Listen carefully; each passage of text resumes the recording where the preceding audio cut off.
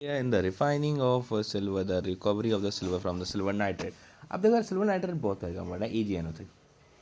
अब silver nitrate को अगर मैं कॉपर से रिएक्ट करवा रहा हूँ कॉपर के साथ, तो ये CuNO3 होल ट्वाइस बन जाएगा। अच्छा, ये NO3 होल ट्वाइस बने CuNO3, ये नेगेटिव है तो माइनस का 1, यहाँ पे 2 है तो ये क्रॉस मल्टीप्लाई होकर CuNO3 होल ट्वाइस बन जाएगा। ठीक है, अब इसके बाद प्लस Ag सॉलिड यहाँ बच जाएगा। ठीक है, तो ये एक्वस था, ये आ गया हमारे पास सॉलिड, तो ये गिव कर दिया हमको एक्वस एंड ये दे दिया हमको सॉलिड। अब बैलेंस कर लेते हैं। Ag इधर है, NO3 ट्वाइस एंड इधर ट्वाइस कर दो यार, twice balance and here also twice, correct. अब कॉपर भी बैलेंस हो गया, तो ये पूरी reaction balance. What do you mean precipitate reaction? Basically reaction in which insoluble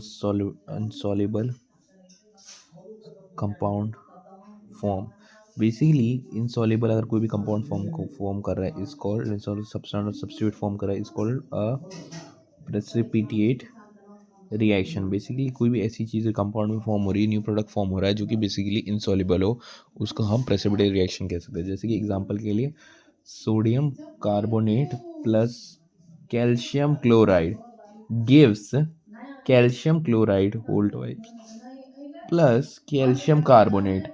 अब कैल्शियम कार्बोनेट जो है वो तो हो गया हमारा सॉलिड, और ये हो गया एक्वस, और ये भी हो गया हमारा सॉलिड कैल्शियम, एंड ये हो गया अपना एक्वस। ठीक है, एक बार देख लो वापस से। सोडियम 2 है तो यहाँ पे 2 है, Cl बैलेंस, CO है, CO3। ठीक है, उसके बाद अगर Na2SO4 सोडियम सल्फेट प्लस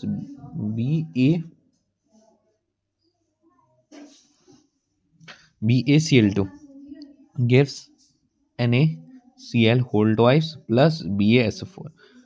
ये aqueous, solid, aqueous and here solid।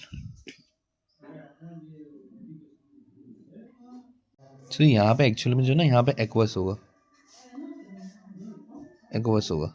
ठीक है, तो basically here in this reaction यहाँ पर जब तुम देखोगे तो यहाँ पर एक CaCO3 फॉर्म हो रहा है, ये एक प्रेसिपिटेट है, प्रेसिपिटेट का बच जाएगा। BaSO4 इज अ प्रेसिपिटेट क्योंकि ये रह जाता है और इनसॉल्युबल है, सबसे कंपाउंड है। ठीक है, तो ये बेसिकली इस रिएक्शन में प्रेसिपिटेट रिएक्शन